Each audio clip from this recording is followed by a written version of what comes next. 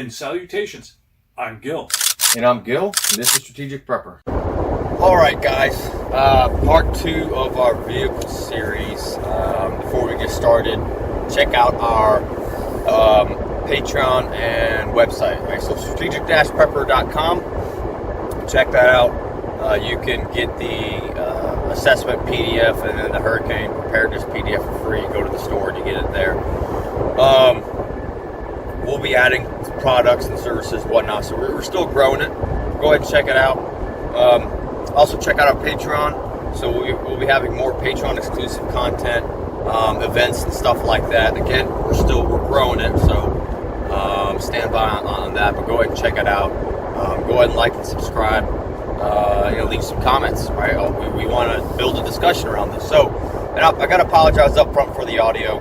I have a Bluetooth microphone, and you guys saw, I think it was on the vehicle systems video we did a while back, what we keep in our vehicles. I think I used it on mine. And so, anyway, the audio is a lot better with the microphone, obviously, but in the move and whatnot, and selling the house, moving apartment, and then we're closing on a different house at the end of this month. I can't find it. I cannot find it, and so I wanted to at least get this content out. At some point I might revisit this issue with using microphones, so it's easier to hear me. But so the part 1 of the series was choosing a bug out vehicle.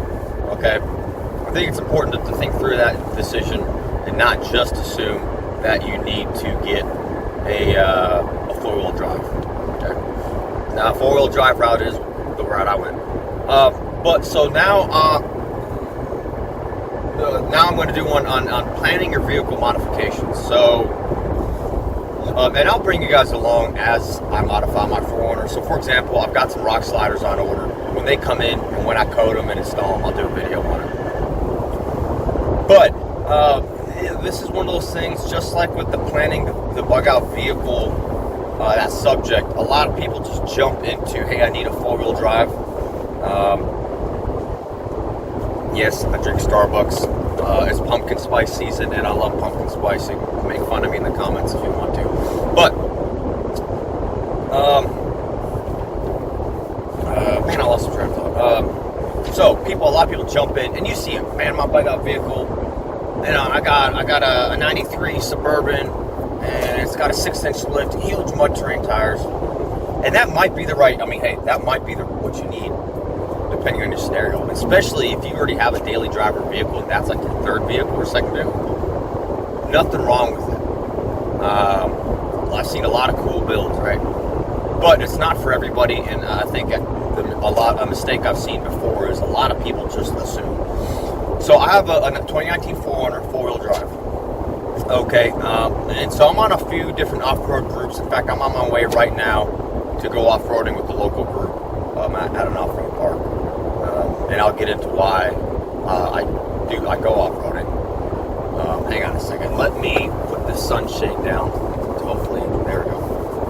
So, I got my notes, so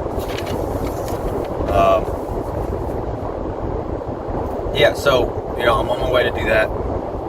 I just completely lost my train of thought, so hang on. I'm going to ramble a little bit as I figure out where I was in my conversation. So I went the 4-wheel drive route, and so I'm on some of these different Facebook groups for off-roaders and 4Runner guys. And you see a lot of people love to copy the big over-the-top builds, right? You go to SEMA and you go to these overland expos, and you see these amazing builds, and a lot of people copy them without really any thought to what they're doing, right? So, the common joke is you call people mall crawlers, right? You got all these modifications, you never go off-road, you just crawling around the mall. And so, of course, hey, listen, it's your money. If you're like, hey, I know I'm not going off-road, but man, that's cool, I just want a cool vehicle. Okay.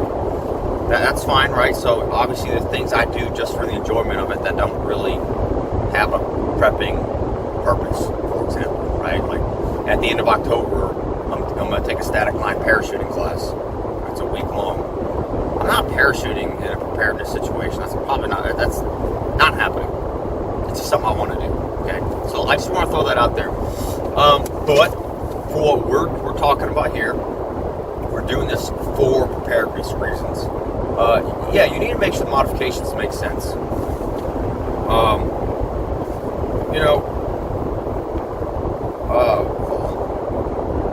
So yeah, make sure the vehicle choice makes sense. So refer back to that first vehicle, using the video, using your assessment, planning out, looking at your preparedness plan, your bug out plan. So first, before we get into mods, an important thing, you've got to do your maintenance. Right? So there's a saying in the car community, maintenance before mods. I'm a believer in that, maintenance before mods. If you cannot afford to do all your maintenance, you cannot afford to modify your vehicle.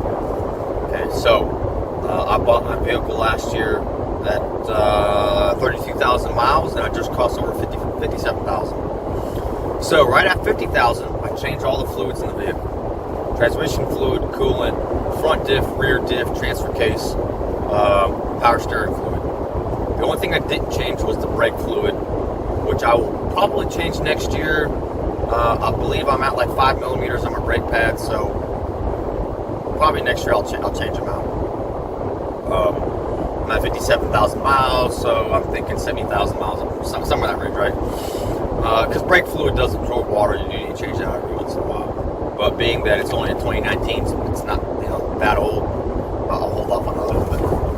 But yeah, maintenance is important, right? So it's a lot of vehicles you can wait longer. They say, oh, you can wait 100,000 miles before you do your transmission fluid. And even with that, man, if you start looking at the criteria in your owner's manual, that's usually under ideal conditions, and a lot of people don't fall into that. But you also think about what we've seen with shortages. So, if there's a petroleum-based shortage, or even a rubber shortage, we're hearing about a potential rubber shortage, which will affect bushings and tires and stuff like that. But you think about a petroleum-based shortage, fluids and oils and whatnot. I guess those are the same thing. But yeah, let's say you can't get your transmission fluid and you waited till 100,000 miles, and now there's a shortage and you can't get it. So now you're driving a vehicle and you're exceeding the design service life of your fluid. So now your automatic transmission fluid, because most people drive automatics, is getting burnt up. It's not lubricating your transmission properly. It's operating at a higher temperature, so you start burning up the clutch bands and you shorten the life of your transmission. Versus, like me, you do it early, every 50,000. Some people even do it earlier than that. But now I have a cushion. So, the next few years when it's time for me to do it again, if I can't get it, it's not as big of a deal because, hey, I've got a cushion because I did it early. My fluid is a lot fresher than it would have been. So it's still relatively fresh. I don't need to do it right now. I won't get to that point where I need to for a while, right? So it's the same thing with the differential fluid, power steering. Another thing, power steering. Right? I have hydraulic power steering on this 2019. That's one thing I love about the 4Runner. The thing's ancient. All the parts and systems, they've been using since about 2003. So there's no electric steering on this, it's hydraulic. But you guys have all heard on older vehicles that power steering pump starts whining and it eventually goes out and you gotta replace it. Well, a big part of that is replacing the fluid, so the fluid properly lubricates the pump and all that. So again, I'm doing every 50,000 miles. Do I need to? Maybe, maybe not. Some of the Toyota fluids, they say every 60 or 65,000. And some of them are more. But shoot, at least every 50,000, maybe even sooner, but, airplane flying out, crop duster. But yeah, if I replace the fluids, like the power steering, it's going to allow, because it's just a hydraulic pump. So having a proper fluid with good lubricity is going to help the pump last longer. And so as this thing ages and maybe supply lines get a little worse, a little more reliable, inflation, right? The economy starts getting worse, inflation goes up, and hey, I'm reducing the chance of that thing going out and me having to go buy one. It's making my vehicle more reliable. My wife, she's got a current generation Ford Taurus. I say current, they stopped making it, I think, last year. But yeah, 105,000 miles on the factory struts and shocks. They're not leaking. So some people will have to wait till they leak, right? Because once they leak, you need new ones. I'm probably going to get a new set, all 4 of them, probably at the end of the year, right? So they've lasted this long, 105,000. I think we can reasonably say they're at near the end of their expected service life. Heck, they're available. I can buy them now, and if I can afford to buy them by the end of the year, there's no point in waiting. I might as well do it. Spark plugs. I replaced the spark plugs about 6 months ago. Again, towards the end of the service life, hey, they say, every 100,000 is a good idea. Yeah, they can last longer. Right? There's plenty of people who never change their spark plugs in the vehicle. It's fine. But I'm not going to do that. The fluids. I replaced her we bought it at 78,000 and I immediately had the transmission fluid and coolant changed. 105,000. It's been a few years. Probably end of this year, early next year, I'm going to change out those fluids again. Keep it all fresh. Tires. We had to replace a couple tires last year because she had a blow up, but 2 of them are still the old set. I'm looking at the tread life and the age, the actual stamped age of the tires, because it's not just tread life. If the tires get old enough, you got to replace them regardless of tread life. Again, same thing. It's a wearable item, right? If your tire wears out, you can't drive the vehicle. So, end of this year, early next year, I'm going to replace that set of tires. They have a little bit more life on them, but I'm not going to wait. They're close enough, and tires are available. So, again, all that kind of stuff. If you can't afford to do that, you should be modifying the vehicle. You've got to keep the vehicle running in good shape. That vehicle's got to be reliable. It's got to be there for you. So, I'm done with my maintenance rant. So, for these vehicle modifications are all going to be under the, what's the word I'm looking for? I have a 4-wheel drive, so I'm looking at it through that lens, all right? So if you go to the first video I did about choosing your bug out vehicle, if you said, hey, I did my assessment and I realized, for example, a minivan is more appropriate. I'm not going off-roading. Okay, so a lot of these modifications may not apply to you. Right, maybe what you look at with that is they make sure you buy the right set of tires. You go to TireRack.com, you look up their tire tests, and you say, all right, what tires do I need, right?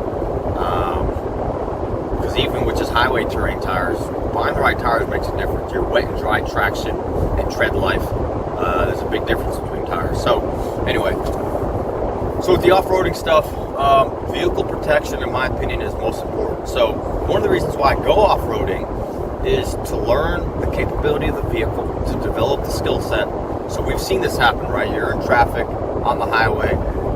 It's at a standstill, so somebody decides they're going to cross over the grass median into the other side and they get stuck. Plenty of people get stuck in their vehicles. Some of that is you exceeded the capability of the vehicle. So, if it's been raining, the center medians a lot of times tend to accumulate water. And, if it's 8 inches of just mud, most of your vehicles aren't getting through it no matter what your capabilities are, right? It just depends. But part of that is, hey, I learned what my vehicle can do, and I learned what line to take around certain obstacles, right? How you approach an obstacle a lot of times will dictate how successful you are in getting through without getting stuck. Maintaining the momentum of the vehicle. But you learn the capability. So I took this thing off-road early this year. First time, completely stock. Most of the people in the group had modified Jeeps. So I didn't go on an extreme trail or anything, but it was a decent trail. And I was surprised at how capable this thing is off-road. So it's the base model, it's SR5, so I don't have a locking rear diff. I have a Toyota A-Track. Originally I wanted to get a TRD Pro, but I'm looking for price difference, and I realized what I'm trying to do, I probably don't need a locking rear diff. I can always add one later if I discover I do need it. So, with the price difference between an SR5 and a TRD Pro is like 25 grand, okay? And the locking diff is like $1,000, and then another $1,000 to pay someone to install it. So, but one thing I learned is I had the stock highway terrain tires, and it did great. So I said, okay, changing out to all-terrains is not as much of a priority as I thought. I don't really need to do it right away. The things that we did on the trail were probably more. It was more than what I would reasonably have to deal with in everyday life or an actual bug out scenario. So I said, okay, the tires are capable enough.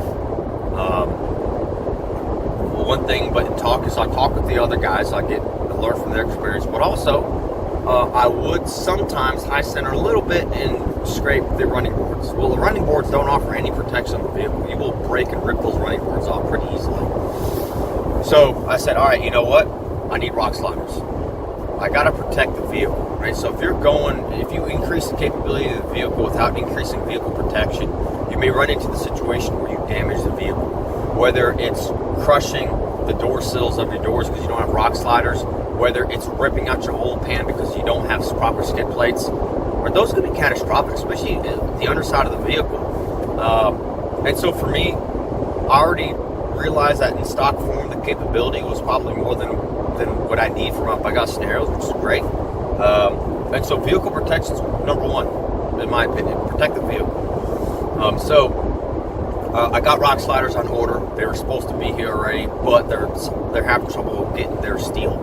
So I talked to the owner, and he said, "Listen, we have access to cheaper steel, but we don't want to use cheaper steel." So, and I said, "Hey, I understand. You know, maintain the high quality standard. And if it takes longer, I'll wait." And I'll do a video on that when I get them. So I got the rock sliders on order. Right, so that protects the underside of the vehicle. Those sliders are designed to protect the vehicle. They will hold up the weight of the entire vehicle. It's tubular steel. Your steps will not.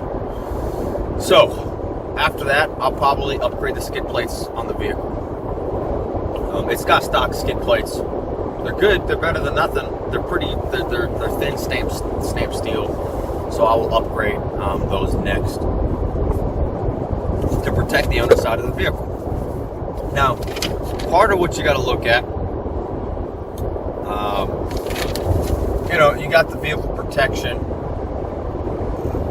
but there's other things too I'm going to mix in there. For example, I'm going to upgrade the lights, right? So I actually, the first modification I did wasn't even the rock sliders.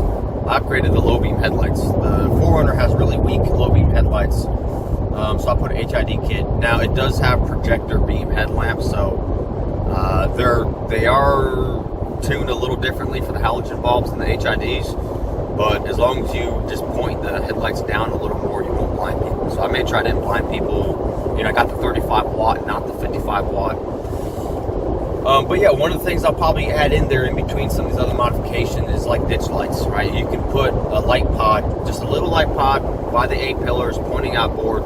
You turn them on and basically illuminate kind of at a 45-degree angle outboard, right?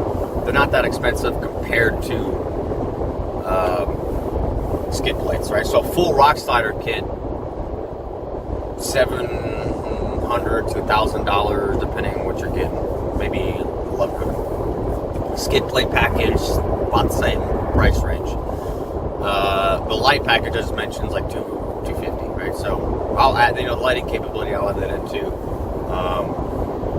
But initially before I went off-roading, I said, hey, I'm going to add the lights first because that's something I can actually use, and I'll do the other stuff later. And then after actually going off-roading, I realized no, I need at least rock sliders to start with.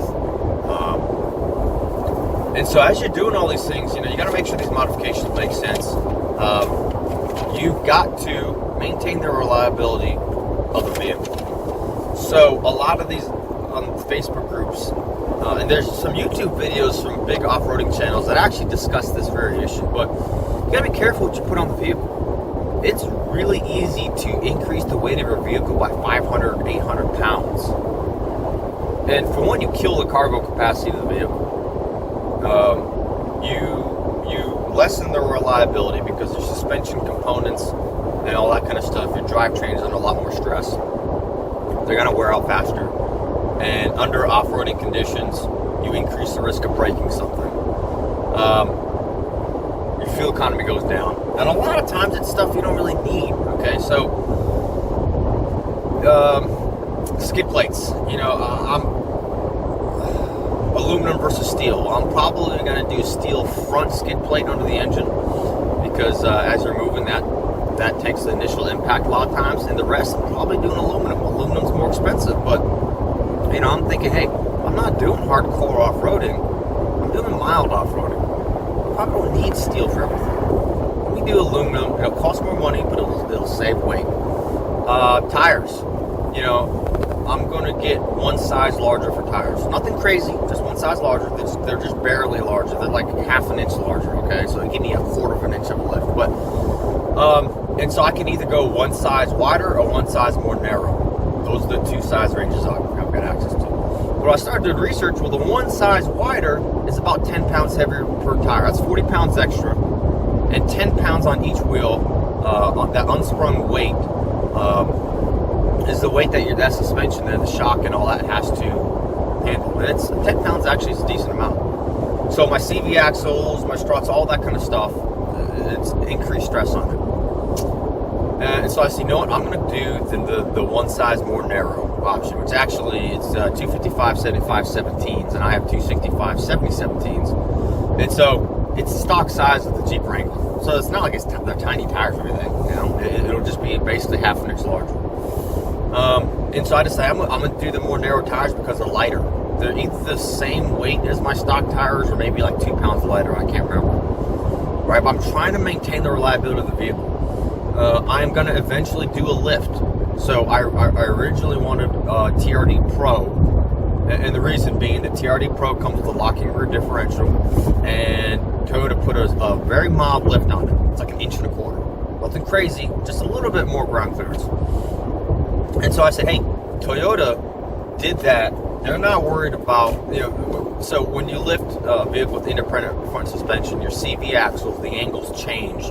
And if you do it too much, you will reduce the life of your CV axles and damage them and have alignment issues and all. So I said, well, Toyota's not worried about 1.25 inches, 1.5 inches. So I'm going to copy that kind of a lift. I'm going to try to buy similar shocks that they put on theirs.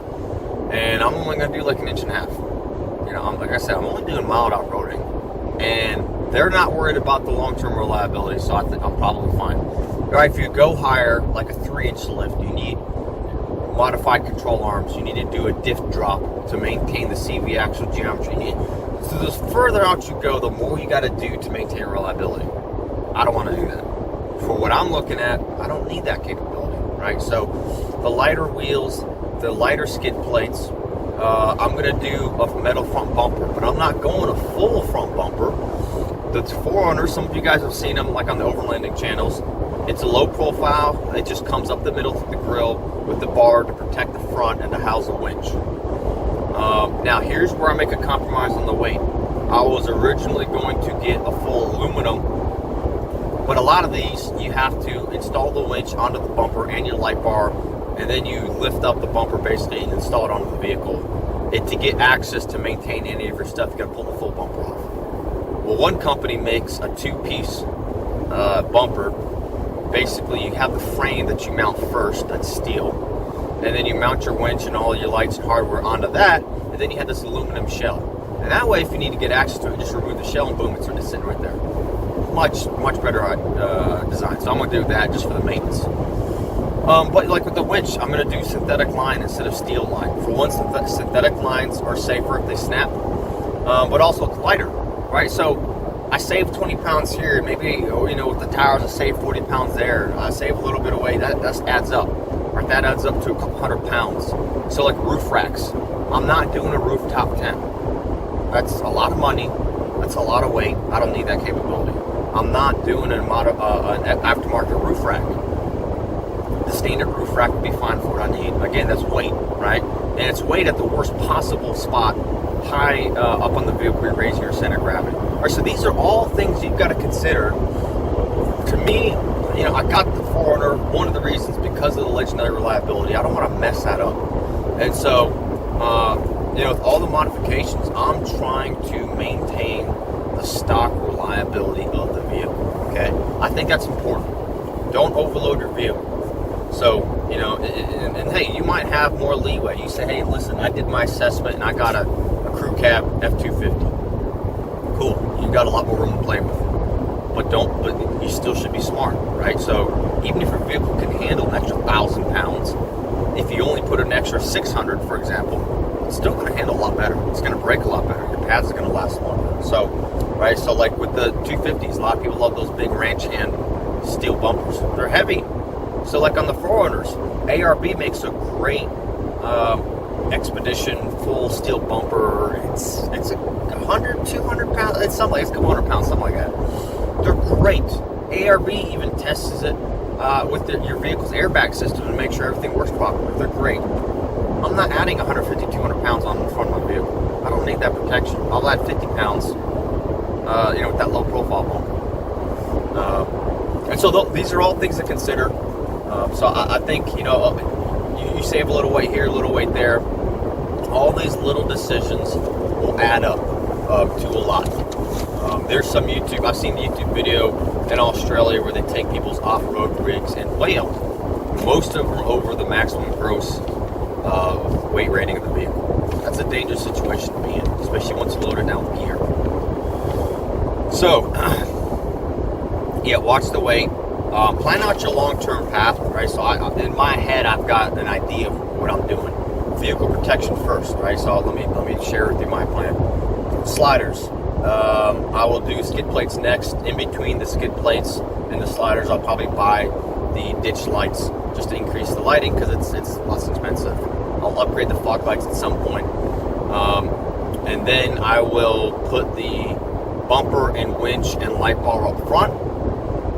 I might do that first. I might do it before the lift or at the same time. The reason being, I'm adding the weight. When I change out the struts, I will also change out the spring to compensate for that weight. So the nose isn't sagging. It just depends on how much weight that ends up being. If I can wait or if I need to do it at the same time. So I'll the vehicle protection first. The lighting I'll throw in there as I can. And then the front bumper and winch and light. And then the last thing will actually be the lift. Sometime next year, I will change out my tires to all terrains, and I'll change out the size when I do that. The highway terrains are fine. I still got life on them. As I get close to the end of the service life, I'll change out my tires. And probably the last thing will be the lift. It's really, from what I've seen out of everything I've got, it's the least important thing right now. Because I'm not doing hardcore off-roading. The winch, you can pull yourself out of trouble. You can also move things, like if a tree falls over on a road, you can cut it up with a chainsaw, boom, move it out of the way, or maybe you don't cut it up, you just drag it. And that's probably about it, for vehicle mods. I'm going to do some interior modifications as well. So I'm going to put a cargo net. You can get a military-grade cargo net to separate the rear seats from the cargo area. Reason being, I got a lot of gear in the back. It's heavy. A lot of it's bungee corded down and all that, but in an accident, I'm willing to bet money those bungee cords will break. There's a lot of force involved in a vehicle accident. That stuff goes flying forward, it could kill me, right? If my fire extinguisher gets loose and hits me in the head, I'm dead. And so that cargo net, I will put behind, it will catch a lot of that stuff and keep the cargo in the rear.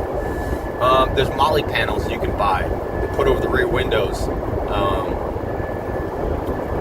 They give you storage capability. So the storage and organization in the interior, I will do. It's kind of like the lights. I'll throw them in as I get some money because that'll help out too.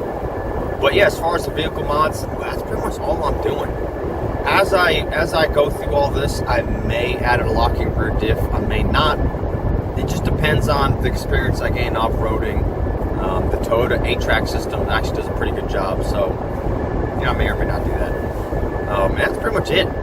Nothing crazy. It's a mild build. And the other thing that sucks about that is I can't even really go on YouTube and look at other people's builds for inspiration because most people go all out. So, it's the vehicle will be a little heavier. Nothing crazy. Right, rock sliders, some skid plates, that low profile front bumper with the winch and a light, and some light pods by the A-pillars pointed outboard. Slightly bigger tires, like 1.5 inch lift with some upgraded shocks that can take a little bit more abuse. I might upgrade my fuel tank skid plate. I might not. I'll do the engine, transmission, transfer case skid plates for sure. I might add the shock mount skid plates, the guards. Maybe not. That's probably about it. Nothing crazy, So, let's see what else I got on my list here. So plan out that long-term pass so you're not wasting money and you're not wasting, and it makes sure it makes sense. Okay, so I had this idea in my head. It's gonna take me a few years to do my mods. And some of you guys out there, you've got the money, you plan it all out, makes it all make sense. Boom, you buy everything at once. That's fine. Okay. I'm planning mine out over the next few years. Research as you wait. So as you're doing this, let's say you're like me, and it's gonna take a few years to get to certain things. I'm doing research. Like on the shocks, I've pretty much decided I'm going to do the Bilsteins, the 6112s, the 5160s. So instead of a 2-inch diameter front shock, it'll be 2.5-inch diameter front shock, and the rear will have remote reservoirs. And they're pretty affordable. Right? So the whole kit should cost like $1,500. Not crazy. Do I need it? Probably not. It's similar to the TRD Pro lift that they used to do before they switched to Fox shocks. But they'll last a long time. Bilsteins a lot of times will last like 90,000 miles versus a lot of the more expensive racing shocks will last like 50,000, right? And it can take a little abuse. So in an emergency situation, I know my shocks won't blow out or overheat or anything like that. But I'm doing research. I'm looking up reviews and seeing how is it like to live with these, and does it make sense? Skid plate, same thing, right? Recovery gear, snatch straps, and all this kind of stuff. Max Trax boards. I'm doing research. What do I really need? What do the people that use this say about, lights? Do I need to buy the most expensive lights, or are there cheaper brands that are solid? They're not cheap crap, but they're not the high-end stuff, but they're serviceable. I'm doing research, man. I got time. I might as well do research so I don't waste my money and waste my time. And so then you start figuring out, well, what's worth spending more money on? For example, this is just me. I got shackles. I bought Columbus McGinnon shackles because they're made in America. Crosby's are also made in America. So those of you guys that are in the lifting crane world, you guys know a lot of these other shackles that off-roading companies sell you are made in China, and so they don't verify the pull test data. So yeah, probably they're fine, but it's like, listen, I'm in the safety world and the emergency preparedness world. Now, I've worked for companies before where, hey, you have to use Crosby because we know they're made in America. So I spent extra, boom, made in America. One of my recovery points is you slide the hitch, and it's a Shackle Mount. Again, you go to Lowe's, you get one for $15. That comes with the shackle. I probably spent $55, I think. It's an aluminum block mount, but it's a company that's made in the USA, and they certify all their pull tests. So I know for a fact it's not going to break, right? So things like that, hey, might be worth paying. Do the research. Find out what people say. Find out what the guys who do this every day or every week, what do they say? What parts make sense? What are the downsides, right? If I buy, so for example, I already know what tire I'm going to get. I'm going to get Continental cross-train all-terrains. They're mild they're not super aggressive all-terrains. They're not extremely, the treads aren't extremely aggressive. The BF Goodrich KO2s, KO3s are very popular. Goodyear Wranglers are very popular. They're more aggressive, but their wet and dry performance on road suffers. The tread noise is higher and the tread life is lower. Well, reality is I spend 95% of the time on the road. So, I talked about already, right? I know from experience that my highway tires actually do a lot better than I thought. So I don't need these extremely aggressive, over-the-top tires, as cool as they are. You might, depending on you might. You say, listen, I live in Montana, I live in South Dakota. I'm pretty rural, and I need that capability because things change. You just don't know. So that's fine as long as you do your assessment. For me, my assessment, the Continental cross-train contacts. I went on TireRack.com.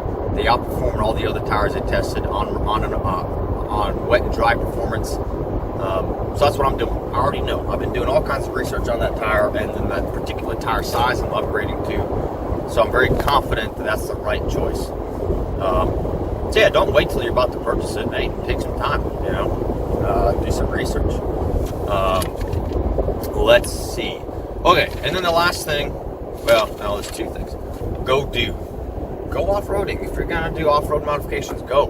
And I'm on my way right now. This will be the second time taking the 4Runner out to go out with the local group. You learn a lot by talking to people, and you learn by doing. I'll figure out what the capability of the vehicle is. I'm skill building too, and then I figure out what do I need and what do I want, right? And then the last thing, this has kind of been the overall theme, but be realistic. Do your assessment, stick to the assessment, and be realistic on what you really are going to need. Do you really need a 3.5 inch lift? Because like I said before, when you start lifting vehicles that high, there's other things you got to consider. Your drive line angles, the CV shafts, and upper control arms, and your alignment, right, your ball joints, and all that stuff. Do you really need it? Now, you might say, hey, listen, Gil, I don't need it, but I want it, and I'm willing to deal with all it. Okay, hey, that's fine, right? Just make sure you understand what you're doing, and you understand what it's going to cost you in reliability or money to maintain that reliability, versus I need this, and you go out and you buy a cheap rough country lift, which a lot of guys in off-road groups use rough country, so I don't know if they're good or bad, but it's affordable. A lot of people, I'm going to do a spacer lift, boom. That's another thing, I'm not doing a spacer lift. That's where you just put a puck that spaces out your shocks and gives you a lift. I'm actually doing a proper lift, but yeah, I'm gonna do a 3-inch lift. I'm gonna do these giant mud terrain tires, and this and that.